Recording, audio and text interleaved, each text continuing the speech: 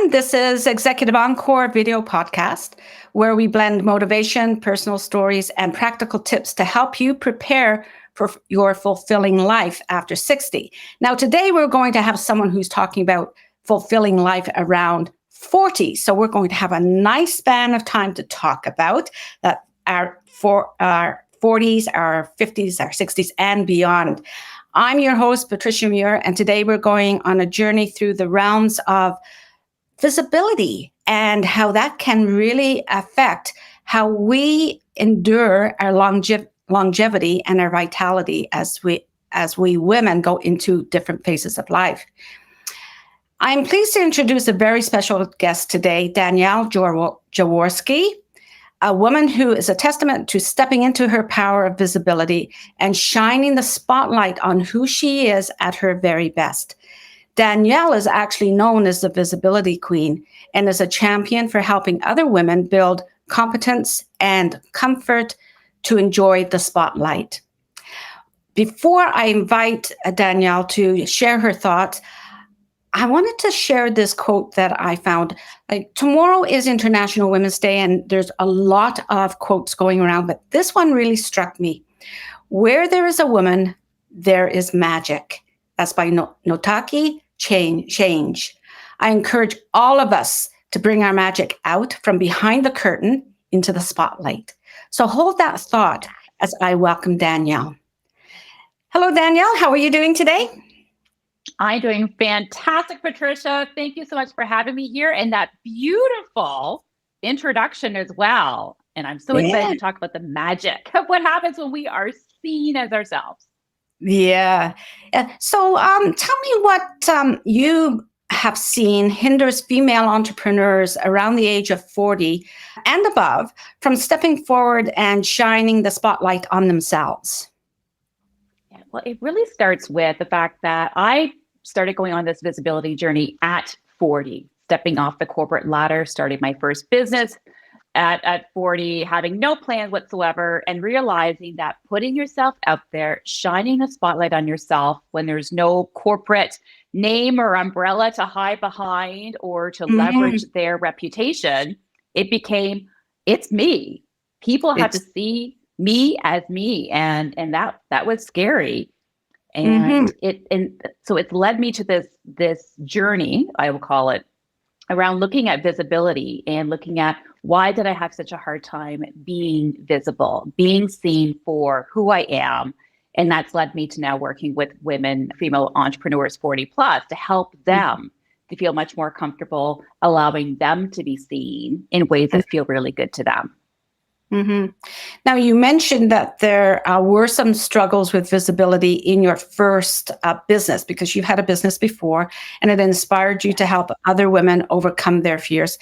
Can you tell us a little more about different fears that came up for you or different struggles that came up for you that perhaps other women can understand and relate to themselves?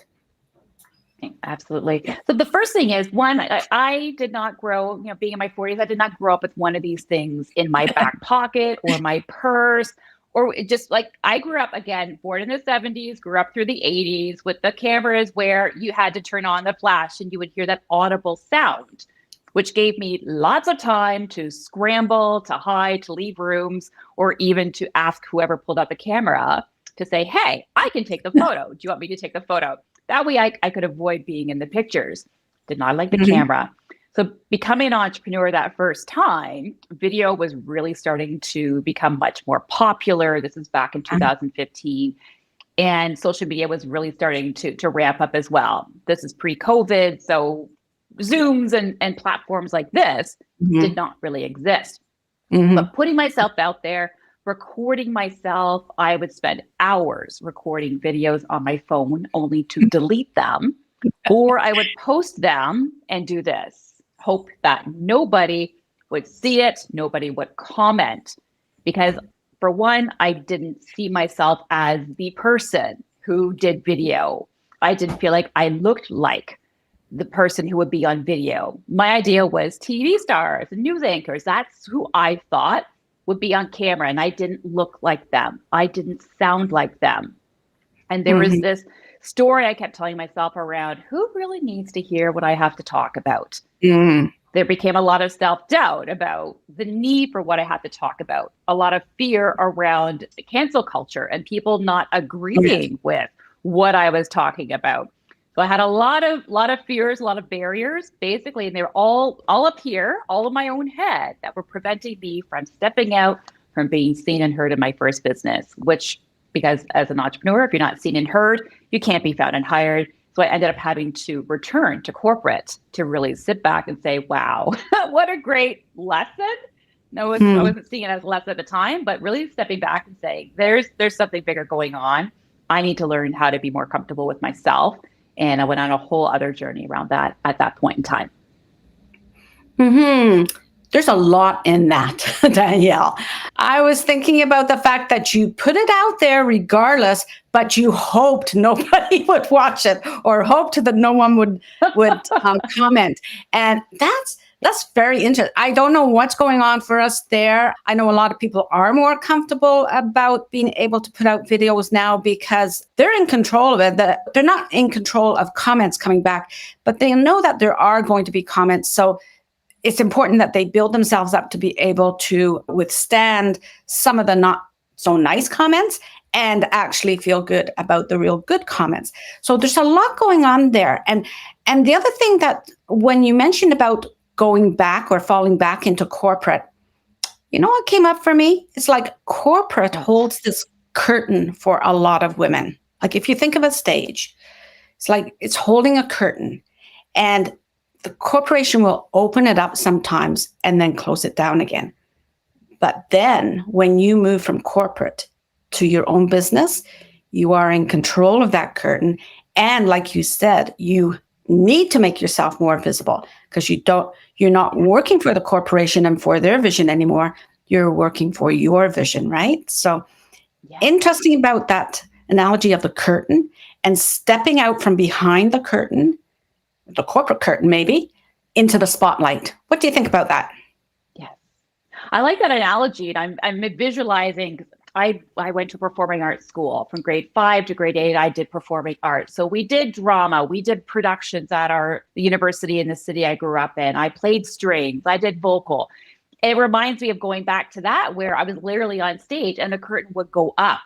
The difference between that and being a business owner for me became when I was on stage, I was always with a group of people. I could hide behind everybody else. I was in a large production we did. I was in the chorus. So I was one of 300 singers. You really couldn't pick me out of a crowd. And so when you're a business owner, though, when that curtain goes up and that spotlight is shone on you, it's you. You are the face. You are the voice. There's nobody else on that stage. That can be so scary. Especially when you look out into the audience, the lights are on you. You can't see them. Literally on the stage, you don't see them because of the lights. And it becomes this scary place where you have to trust that you're in the right place, you're saying the right thing. And from a stage perspective, when I was doing plays, we have lines. I would dance on stage, so everything was choreographed. As a business owner, though, there's nothing of that. Everything is brand new. You're writing the script as you go. So you can write the script, you can choreograph it if that's how you look at. I think that's a great analogy as well. Like you are creating the stage, the environment around you when you have a business of your own. So I think that's something for women to understand that even though there's the fear, there's also the excitement of being able to now do that on your own and even invite the spotlight at certain times, and other times you might not want to be in the spotlight. So you've shared some of the visibility fears of female entrepreneurs. Share one or more before I share one about the visibility fears of female entrepreneurs that are 60 plus. Yes. So and a lot of these fears that I talk about, they are ones that I've personally gone through. And the women that I work with, again, they just naturally have all been 40 plus. It's interesting. I didn't set out to really focus on entrepreneurs 40 plus. They found me for whatever reason. I'm very grateful for that. And the biggest fears that I really see working with them, I can break them down into three things, and the ABCs. A is appearance, B is blunders, and C is the C word, confidence. It becomes, I know we've already had conversations. The C word. Confidence. The C word. And so it becomes just like the appearance being, I don't look like I'm supposed to look, because we have this perception, like I did, of what we're supposed to look like when we show up in our business, especially on video. The appearance of our background that we're using, and the fears of, again, because we see other people on social media, especially with their beautiful kitchen backgrounds, or they've got these beautiful, luxurious backgrounds of places where they're at. And then we start to judge ourselves and say, well, I only have a small background. I've got a gray wall behind me. And so we start to then compare versus just be comfortable with what it is that where we are. The blunders are B is the blunders around, what am I going to say? What if I speak too fast? What if I freeze? What if I stutter? What if I forget? And especially when it comes to blunders, technology, because technology is great until technology is not. So with all these blunders that we can't necessarily control, that we have a lot of fear around. And then C is that confidence piece, where it becomes, well, I can't do X. I can't put myself out there because I don't have the confidence. I have to build up the confidence, where confidence is the outcome of taking courageous actions that is driven by a belief, that belief in who we are, the need for what it is that we do, that people need to hear us, and we have that unique value that has to be shared. So it's not so we're focusing on the wrong thing. We're focusing on the outcome, instead of really creating the foundations that will help us to take the actions that will create the confidence. That's a good point. And so you mentioned another C word there, and that was comparison, right? So that is the other fear. Like even comparing our background to someone else's background. And I've seen your background in many of your videos, and they are all on brand, I would say. And they are all very clear, and they're all very, I'm not too sure whether I'd say calm. They're calm. Okay. So there's a blunder. I'm okay with blunders because I'm human. I've lived long enough to know that I've made some pretty big blunders. This is a minor one if I cannot pronounce a word on the spot. So I'm okay with that. One of my fears, I'll just tell you this, was running out of breath. I used to talk one sentence till I was out of breath. So I found that very comical as I started to do videos. So, well, the other word that we can say, laugh at yourself. It's a comedy in a way. So laugh at yourself. Yeah. It takes the pressure off. So I would like to share with our audience, because many of them are over 40, over 50. Before I do share, though, I want to let you know that it was around my 40s, when everything opened up into a different world for me. And you know how we talked about the curtain opening up? I had an experience where I went to this program that was a friend of mine said, Patricia, you got to go to this program. It's just right for you at your age. I was actually 40, and I'd had some transitions in my life. And at the end of the program, we were in this big hotel that had a big, long escalator, blunder again, escalator.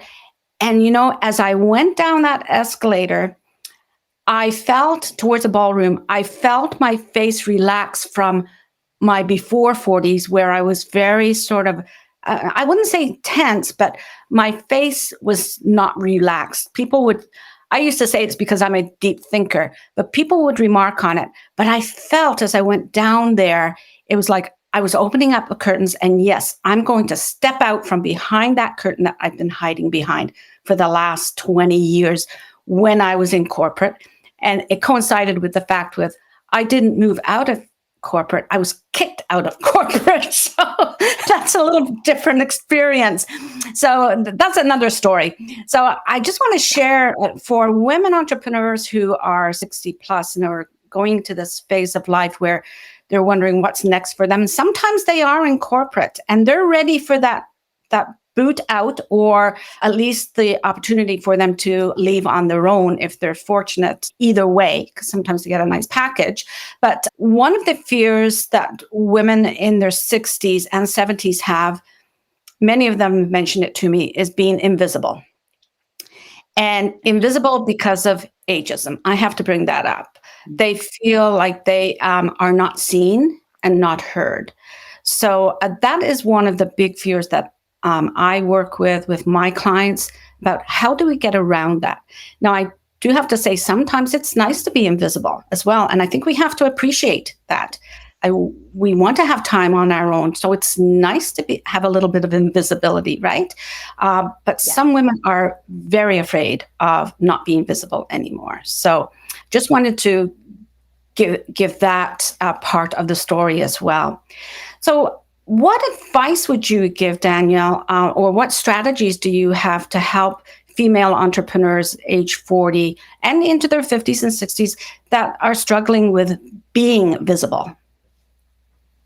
The first thing is find and surround yourself with people who will support you. And you have to almost sometimes become very active in finding those people as well. Mm-hmm. Mm-hmm. And when you find they're there, and I want to say too, and this is more coming from when I've been doing a lot of networking, and I love getting out and meeting new people.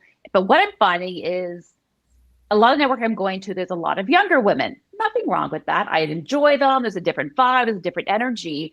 But I'm really sometimes craving the company of women my age or older. We have more similar experiences. Our children are older. And I love learning from the wisdom of older women. And so I wasn't seeing specifically that and network in groups, specifically for me, what I was looking for. So I created it. I had a couple of close girlfriends that I trusted and said, you know what, I want to throw something together. What do you think? And they're like, yep. We're in. And so we had this wonderful, I'll call it a mastermind event where it was all women mid-age plus. So it was 40 all the way into their early 60s who showed up, and we just had these great conversations. So when you're trying to be sometimes visible, and it becomes understanding who do you want to be around? And if you can't find it, create it. And then as you're trying to grow your business as well, or just feel like people understand you, surround yourself with them. Something I did when I was stepping out, and so I hosted a TV show for 3 seasons on Rogers. No background in media and broadcasting. I have a microbiology degree. No idea what I was doing. My first 2 episodes were taped together. That evening, I had 7 guests show up at the studio to tape. I hand selected all of those women to be there because I know I needed people who were going to, if you're saying we'll go back to the curtain and the stage analogy, I needed women standing in the 2 sides, the wings of the stage. Oh, the wings. Who were cheering me on. They're supporting me because I did the blunders. I had my self-image around a TV host. It wasn't established. But I brought people around me, and specific women who I knew that I could trust, who would support me and would cheer me on. So I think when you're starting to become more visible, finding the people that are going to cheer you on, who are going to help you to soar, who are going to laugh when things happen, that's incredibly important. And it's okay to start small. And I love having a small, very tight network, because I know when I need them, they're going to be there, and then I can grow from there as well. Yeah, I agree with you. The smaller network, especially at first, because if you're looking for visibility, if you walk into a room full of 4,000 people, you're going to suffer the fears of not being visible for sure. So, and I'm talking about big conferences and things like that, right? And big networking events. So yeah, making them small. And I love the idea of you creating them yourself, because you have sort of handpicked your cheering section, right? And there's nothing wrong with that. I think that's great, because that builds your trust in yourself in many ways. And so I think it gets rid of some of those words that we talked about before that are not like comparison and, the need to feel confident. If you're with people that it's more about you trusting that you've chosen those people who are going to bring good vibes into your life. So I love that whole concept of choosing your own network, and being very selective. And I think as we do live longer, we are more selective about the people around us, and there's nothing wrong with that. Like when we're young, we play with nearly everybody and anybody, right? But then we need to be selective as we live longer, because we've only got so much energy to put up with some of the things that come with big crowds. So I probably said more about that than I need to, but I'm sure you understand. No, I liked it. And you used another C word, which is the choice. And okay, we've had a good C word. I think I'm going to make a list of C words. Okay. Make sure we got some good ones on there. Okay, so this is where I go into the segue into introducing the executive Encore segment that's called Every Moment Matters. So we've touched on some of those things, moments where we feel strong and joy in the company of others. Danielle, can you share a pivotal moment in your life when you recognized a very fulfilling moment, or what fulfillment looks like for you, and then you determined what you wanted to do to make every moment matter in your life? Yeah, such a great question.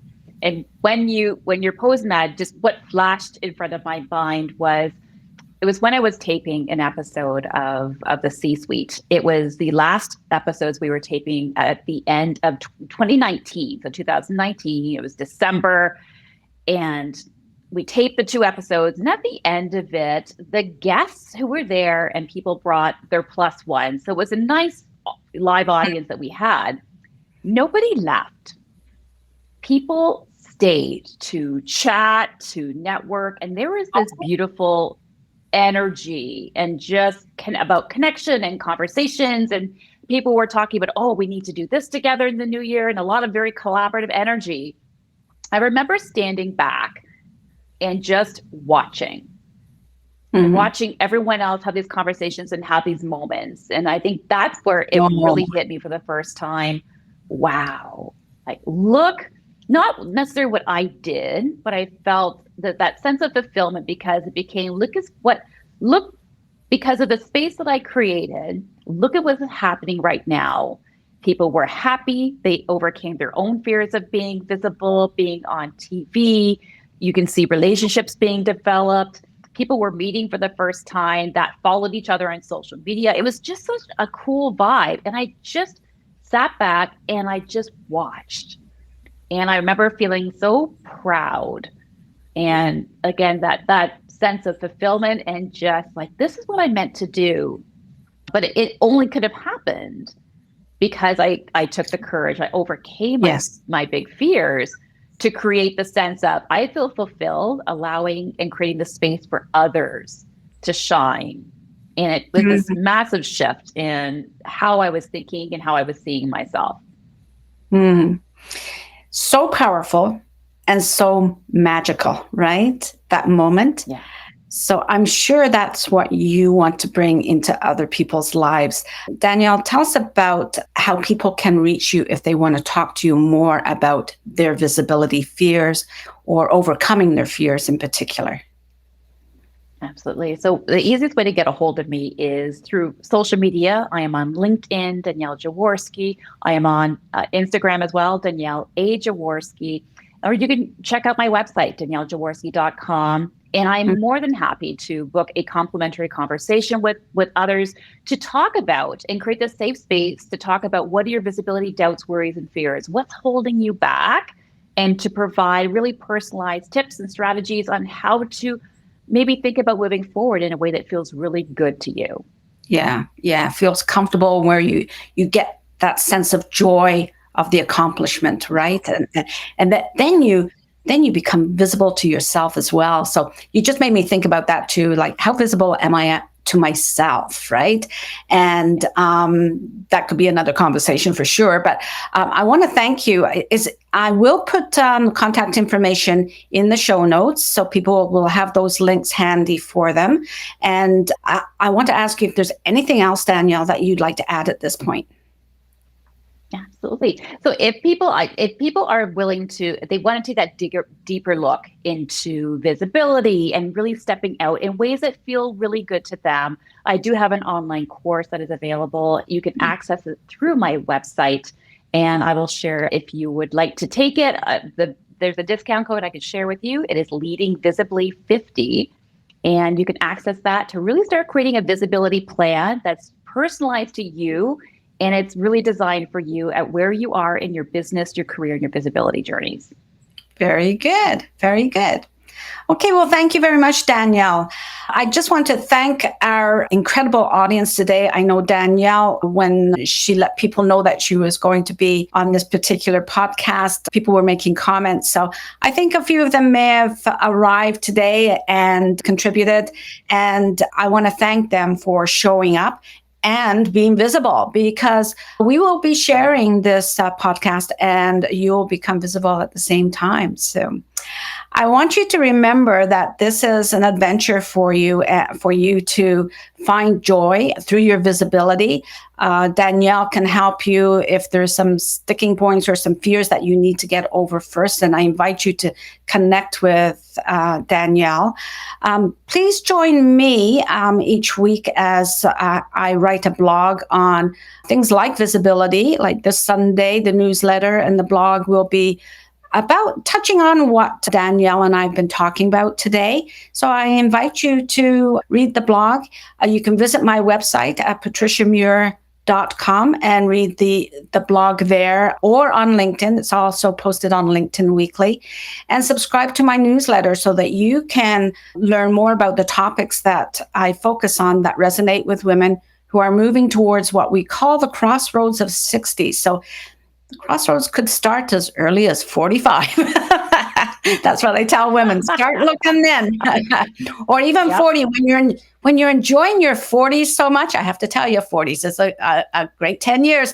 So make the most of it, but also be thinking about reaching some of those crossroads, right? And looking forward to even several more decades of fulfillment and visibility. So I often refer to my guests' insights, because their ability to share their wisdom and our ability to receive their wisdom is crucial to navigating the chaos and the unexpected detours that we sometimes encounter. And we want to stabilize our life to focus on more joy, fulfillment, and self-actualization. So thank you very much for joining us today, and have a very happy International Women's Day tomorrow on March 8th. Thank you. Thank you, everybody. Thank you, Patricia. Thank you, Danielle.